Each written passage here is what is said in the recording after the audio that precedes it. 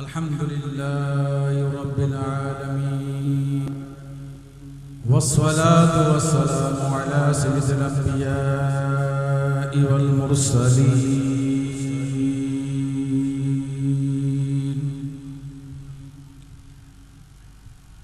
أما بعد فأعوذ بالله من الشيطان الرجيم بسم الله الرحمن الرحيم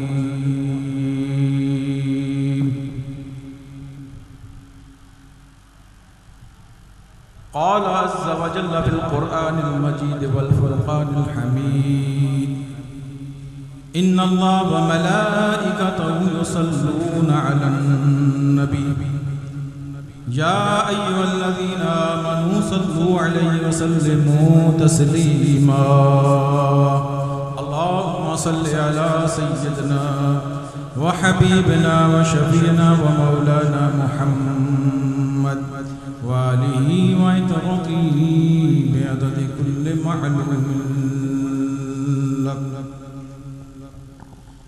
ایک شخصیت نے خواب دیکھا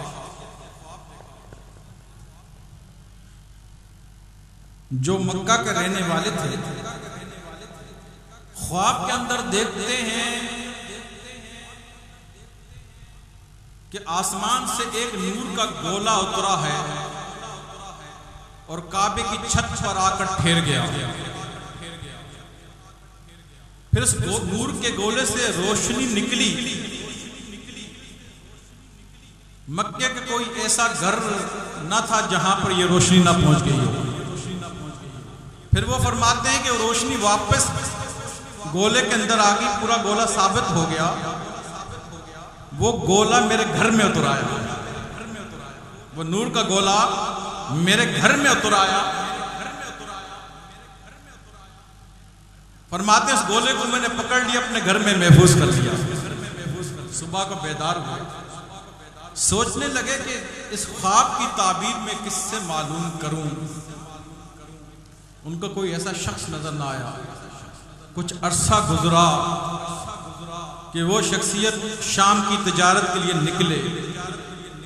راستے میں دیر بحیرہ، جہاں پر بحیرہ راہب رہتا تھا، یہ وہی بحیرہ راہب ہے۔ جب نبی کریم صلی اللہ علیہ وسلم 10 برس کی عمر میں اپنے چچا ابو طالب کے ساتھ سفر کیا، جب ان کے پاس پہنچے انہوں نے فرمایا اے ابو طالب اس بچے کو واپس مکہ لے جاؤ، شام نہ لے جانا۔ انہوں نے پوچھا اس کی کیا وجہ ہے؟ کہا کہ جب یہ اوپر پہاڑی سے میرے آستانے کی طرف آ رہے تھے میں نے درختوں کو سجدہ کرتے دیکھا ہے۔ یہ آخری نبی الزمان ہیں، ان کو مت شام لے جانا، وہاں پر یہود و نصارہ بہت ہیں، وہ اگر اس کو سمجھ گئے تو نقصان پہنچائیں گے۔ یہ وہی بحیرہ راہب۔ چنانچہ یہ شخصیت اس بحیرہ راہب کے پاس رکی، اپنا خواب بیان کر دیا اور کہا کہ اس کی میں تعبیر چاہتا ہوں۔ بحیرہ راہب نے جب یہ خواب سنا تو آنکھیں اٹھا کر دیکھا اور پوچھا اے شخص تیرا نام کیا ہے اور تیری قوم کون سی ہے؟ کہا کہ میرا نام ابو بکر ہے اور میری قوم اہل قریش ہے، نام میرا ابو بکر ہے۔ اور فرمایا ابو بحیرہ راہب نے اے شخص اس خواب کی تعبیر یہ ہے کہ عنقریب مکہ کے اندر نبی نبوت کا دعویٰ کرے گا تو دنیا میں اس کا وزیر ہوگا اور ان کے پردہ فرمانے کے بعد ان کا جانشین ہوگا۔ چنانچہ سفر سے مکہ واپس آ گئے۔ مکہ واپس آ گئے، کچھ عرصہ نہ گزرا کہ نبی کریم علیہ السلام نے نبوت کا اعلان فرمایا اور فرمایا ابو بکر مسلمان ہو جاؤ۔ عرض کیا کہ ہر نبی کی کوئی نہ کوئی دلیل ہوا کرتی ہے، اگر آپ نبی ہیں تو آپ کے پاس بھی کوئی دلیل ہے؟ فرمایا ابو بکر بھول گئے وہ خواب جو تو نے دیکھا تھا، بحیرہ راہب کے پاس گیا تھا، اس نے تجھے کیا تعبیر بتائی تھی؟ عرض کیا یا رسول اللہ مجھے مزید کسی دلیل کی ضرورت نہیں، اشہد ان لا الہ الا اللہ و اشہد ان محمدن عبدہ و رسولہ۔ بس اسلام قبول کر لیا. کنہوں نے؟ جو ہمارے پیشوا ہیں، ہمارے مرشد ہیں، ہمارے بزرگ ہیں. پھر اس کے بعد تعلیم کا سلسلہ شروع ہوا.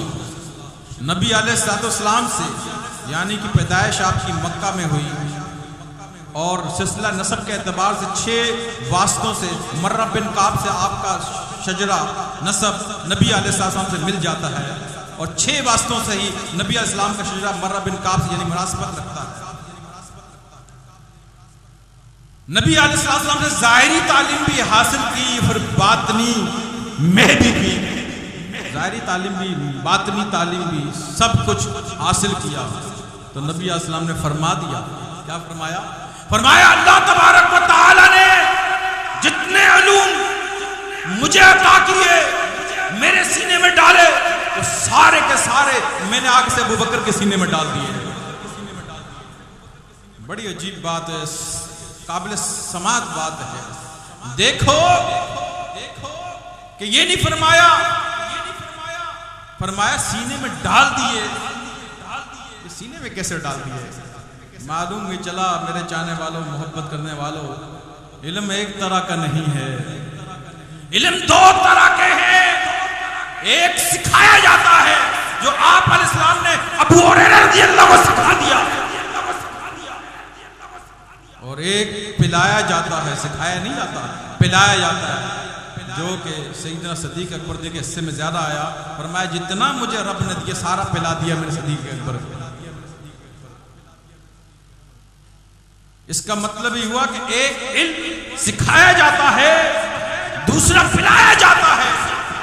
علم 2 طرح کے ہیں، اور یہ سکھانے والا علم مدرسوں سے، شیخ الحدیث سے حاصل کرو، اور پلانے والا علم اس سے حاصل کرو جس نے کسی سے مہ پی ہو. جو شیخ الحدیث نہ ہو تمہیں شیخ الحدیث نہیں بنا سکتا، اور جس نے خود ہی مہ نہ پی ہو تمہیں مہ کیسے پلائے گا.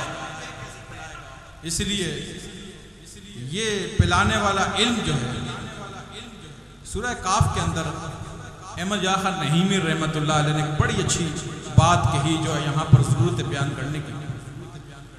جہاں پر ذکر ہے موسیٰ علیہ السلام اور خضر علیہ السلام کا.